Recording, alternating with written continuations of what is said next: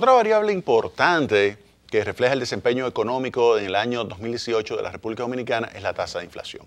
Recuerden que la inflación es el cambio relativo o porcentual, como usted lo quiera medir, del índice de precio al consumidor. El índice de precio al consumidor se calcula en base a una canasta donde usted, si divide, por ejemplo, el primer segmento de la población, digamos, lo que sería los primer 20%, el segundo 20%, el tercero y así, y usted calcula lo que sería la canasta promedio, usted estaría alrededor del cuarto quintil, es decir, si lo divide en 5 partes, que serían los quintiles, primer quintil, segundo quintil, tercer quintil, cuarto quintil, quinto quintil, el cuarto quintil, ahí, por ahí está lo que sería esa canasta que se utiliza para calcular el índice de precios al consumidor. Y en base a ese índice de precios al consumidor y a esa canasta, usted va calculando lo que es la tasa de inflación mensualmente.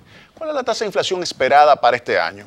Cuando uno toma en cuenta lo que es la evolución a enero-noviembre acumulada, es una variación de alrededor de 1.4%. Eso significa que uno pudiera esperar que la tasa de inflación pudiera ser de 2 a 2.1, 2.2%, no más de ahí se pudiera esperar. Y esto gracias a que en los últimos meses se ha desacelerado el índice de precio del consumidor por el hecho de que ha bajado los precios de los combustibles a nivel internacional y a nivel local. Y eso ha favorecido la reducción de la tasa de inflación. En consecuencia, uno pudiera esperar que la tasa de inflación esté en el entorno del 2%, 2.2, 2.3%. Eso significa que va a quedar por debajo de lo que es la meta. La meta de inflación es 4%. Más menos 1, es decir, que va de 3% al 5%. Quedaría ligeramente por debajo del límite inferior la tasa de inflación. Usted me dirá, bueno, pero no quedó en el rango, eso significa que el Banco Central pudo haber aflojado un poquito los controles monetarios. Mira, pudo ser, pero es preferible que quede por debajo a que quede por encima. Y las autoridades monetarias son muy celosas, hay que recordarlo. Cuando uno hace el análisis de lo que ha sido, por ejemplo, el desempeño como gobernador de Héctor Valdés, usted se da cuenta de que mientras el promedio de la tasa de inflación en las gobernaciones de Héctor Valdés es de alrededor de 5% anual, el promedio de la tasa de inflación de otros gobernadores de los 80 hasta el presente es de 25%. Es decir, que Valdés está por debajo en 20 puntos porcentuales de inflación que el resto de los gobernadores. Entonces es bastante celoso. Es como un gobernador estilo lo que era el Bundesbank, que era el Banco Central alemán, cuando manejaba su política monetaria. Recuerden que ahora ya usted tiene que el Banco Central Europeo es quien maneja la política monetaria de todos los miembros de la zona euro, incluyendo Alemania. Aunque Alemania tiene cierta influencia importante en ese Banco Central, el Bundesbank antes sí era muy celoso con el tema de inflación y manejaba su política monetaria para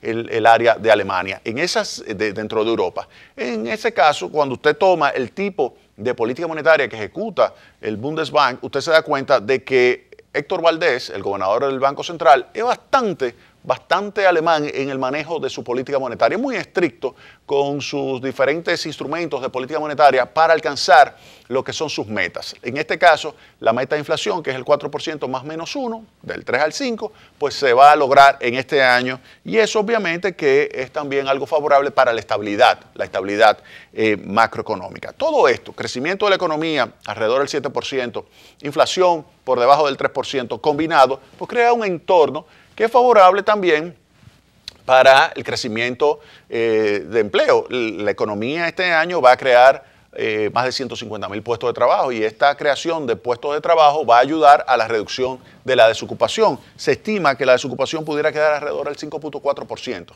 este año. 5.4% es una desocupación que estaría, de acuerdo a algunos análisis macroeconómicos, cercanos a lo que es la tasa natural de desempleo. Es decir, que es una tasa de desempleo que si uno presiona mucho hacia la baja, pudiera generar un aumento de la tasa de inflación. Es decir, que es una tasa de desocupación que, aun cuando se pudiera pensar en que se pudiera reducir un poco más, no hay que tampoco presionar excesivamente hacia la baja, sino lo que hay que crear suficientes puestos de trabajo para absorber a los nuevos que están entrando. Si tú absorbes a los nuevos que están entrando, esto puede ayudar a que los hogares puedan tener una mayor cantidad de personas recibiendo un ingreso. Y si hay hogares que tienen mayor cantidad de personas recibiendo ingresos, eso implica que ese hogar tendería a salir más fácilmente de la pobreza. Y de hecho, si uno toma desde el año 2012 hasta el año 2017 lo que es la incidencia de pobreza, ¿qué se tiene? Miren, en el año 2012 la tasa de incidencia de pobreza, que es lo que se conoce como pobreza monetaria, era 39.7%. 39.7%, es decir, que de cada 100 dominicanos, 40 eran pobres. De cada 100 dominicanos, 40 eran pobres. Ahora, en el año 2017, que es el último dato que tenemos, de cada 100 dominicanos, alrededor de 25 son pobres. Es decir, que ha bajado significativamente la incidencia de pobreza entre el año 2012 y el año 2017. ¿Por qué ha bajado de 39.7 a 25.5 la incidencia de pobreza? ¿Por qué? Porque hay más hogares que tienen una cantidad mayor de personas que están trabajando. Al haber más personas trabajando por hogar, al haber más hogares con mayores niveles de ingresos, pues se logra tener un menor nivel de incidencia de pobreza. ¿Por qué usted es menos pobre en términos como sociedad? Porque hay más personas empleadas y eso se ha logrado. El país ha logrado crear más de 100.000 puestos de trabajo cada año de forma consistente del año 2013. Y además, porque el nivel de ingreso per cápita y el nivel de ingreso por cada trabajador, por cada perceptor de ingresos es mayor.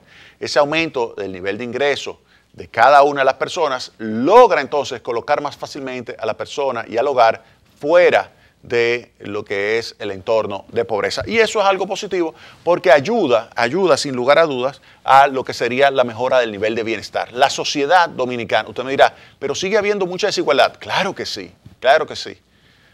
Pero la desigualdad se explica fundamentalmente en la diferencia entre la distribución del principal activo que hay en una sociedad. ¿Y cuál es el principal activo? ¿Los carros? No. ¿Las maquinarias? No. El principal activo es este que está aquí. Ese que está aquí. El conocimiento. Y hay una distribución desigual del conocimiento en la República Dominicana. Usted tiene un segmento de población altamente capacitado, altamente entrenado, que estudió en Harvard, que estudió en Chicago, que estudió en MIT, que estudió en Stanford, que estudió en Columbia, que estudió en las principales universidades europeas, que estudió en la Universidad de Barcelona, que estudió en la Universidad de París, que estudió en la Universidad de Múnich, que estudió muchísimas universidades buenísimas a nivel, y si se toma Latinoamérica, que estudió en la Pontificia Universidad Católica de Chile y así sucesivamente, la Universidad de Sao Paulo. Gente muy, pero muy capacitada. Pero tiene una cantidad enorme de personas también con muy bajo nivel de educación que no ha terminado la escuela, que lo abandonó en octavo el colegio. La escuela la abandonó en octavo, primero bachillerato, y eso es lo que tienen. Y sale al mercado laboral. ¿Qué va a recibir de ingreso una persona con ese nivel de educación? Salario mínimo. Salario mínimo como mucho. ¿Por qué digo como mucho? Porque el 52, 53% de los perceptores de ingresos recibe ingresos, ¿ustedes saben de qué? De actividades informales. Actividades informales. Entonces es probable que ese salario no necesariamente sea el mínimo. Puede estar por encima, puede estar por debajo, pero no necesariamente es el mínimo. Entonces, ¿qué significa eso? Que usted tiene que hacer una evaluación de cómo usted mejora el nivel de educación de la población para poder mejorar el nivel de ingreso. Y así, al mejorar más rápidamente el nivel de ingreso de los que antes estaban menos capacitados, que ahora van a estar más educados, pues usted logra disminuir la desigualdad. Mientras tanto, lo que ha sucedido es que todos han aumentado su nivel de ingreso, todos han aumentado su nivel de ingreso, no necesariamente proporcional. No necesariamente puede ser que haya hecho esto, la economía, que haya estado así y haya aumentado más arriba. Pero al aumentar su ingreso, sale de la pobreza, pero la desigualdad se acentúa. O no necesariamente se acentúa. Puede que no hayas hecho esto, sino que haya hecho esto, pero sigue siendo muy desigual. ¿Cómo usted logra reducir eso? Invirtiendo ese 4% en educación. Claro, claro. Ahora, ¿qué sucede? Que nosotros duramos muchos años invirtiendo menos del 2% del Producto Interno Bruto en educación. Fue a partir del año 2013 que se logró, como sociedad, hacer que el gobierno, con un presidente, con la voluntad de que se invirtiera y se cumpliera la ley, se invirtiera el 4% de educación, comenzó a invertirse. y se modificó toda la infraestructura, se modernizó la infraestructura del sistema escolar. Por primera vez en la historia se ejecuta un programa masivo de modernización de la infraestructura escolar en la República Dominicana. Por primera vez en la historia. Por primera vez en la historia. Nunca antes en la historia de la República Dominicana se había construido tantas aulas en tan poco tiempo. Nunca antes. Y eso tiene un impacto positivo porque se han evaluado en otros países que han sucedido lo mismo, como Indonesia. Se evaluó, y lo evaluó esto una profesora, Esther Duflo, del Instituto Tecnológico de Massachusetts. Lo evaluó.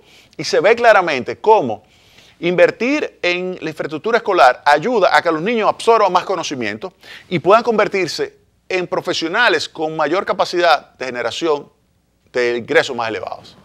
Y por lo tanto, reduce la pobreza. Oigan bien, invertir ahora usted me dirá, pero eso no lo va a ver esta generación. Es verdad, no lo va a ver. Nosotros quizás no lo veamos, pero nuestros hijos sí van a ver a los compañeros que ahora se están educando en una escuela pública moderna, van a lograr tener un mejor nivel educativo. Usted me dirá, no, pero hay que seguir invirtiendo en los maestros. Yo le digo, claro que sí, claro que sí. En el año 2000, Andy Dawarri y yo escribimos un artículo, un estudio, hicimos un estudio para un libro del Banco Interamericano de Desarrollo sobre la calidad del magisterio en la República Dominicana. Y la conclusión básica es la siguiente. Los maestros de nuestros padres fueron mejores que nuestros maestros. Y los que estaban estudiando magisterio en el momento eran peores que los que habían sido nuestros maestros. Es decir, que venía una tendencia negativa. Y eso hay que cambiarlo. Ahora mismo, uno de los funcionarios mejor pagados que hay en el sector público dominicano es el maestro. Uno de los funcionarios en promedio mejor pagados es el maestro.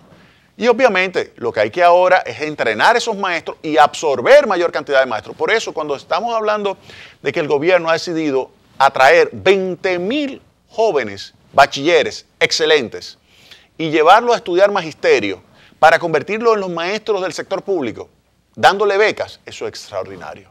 ¿Por qué?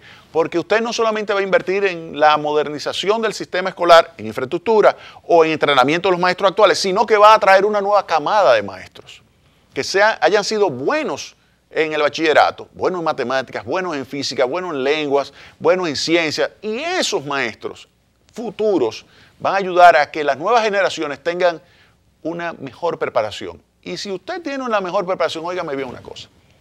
El mayor retorno por cada año de inversión lo da la educación. El mayor retorno lo da la educación. No cabe la menor duda. Si usted tiene una población, si usted tiene una sociedad educada, usted va a tener cada vez una sociedad más equitativa. Porque usted va a lograr que esa reducción de pobreza, que se logra con el crecimiento económico, que se logra con la reducción del desempleo y con estabilidad de precios, esa reducción de pobreza sea acompañada a su vez de una mejora de la distribución de los ingresos. Y cuando hablo de la distribución del ingreso, hay dos elementos. Uno, el nivel de ingreso, que sería el promedio, pero también una reducción de la dispersión. Esa es la distribución completa. El promedio y la dispersión. El promedio ha estado aumentando, el nivel de ingreso ha estado aumentando, pero la dispersión no necesariamente está reduciéndose al ritmo que nosotros quisiéramos como sociedad, donde muchas personas están quedándose atrás, porque otras van acelerando a un ritmo muchísimo más acentuado que ellas. ¿Cómo hacer que no se queden atrás? Educándolas, dándole oportunidades de empleo. Por eso, cuando uno ve, por ejemplo, el tema de las visitas sorpresa, uno dice, bueno, pero ¿y eso funcionará realmente? Eso como que genera cierta suspicacia, que el presidente vaya y le dé un apoyo a esas cooperativas con capital y que le dé acceso al mercado y que le transfiera tecnología y que le dé conocimiento. Eso realmente funciona. Miren, el PNUD evaluó 50 de esos programas con una metodología que se llama el método de evaluación de diferencias e indiferencias, donde comparaba un grupo de intervención que eran los que se benefician de las visitas sorpresa, un grupo de control que no se benefician, y lo compara antes y después de la visita. Y se ve que esta variación de este segmento es mayor que esta variación. En consecuencia, se observa una mejora del nivel de ingreso de la población que se beneficia de la visita sorpresa.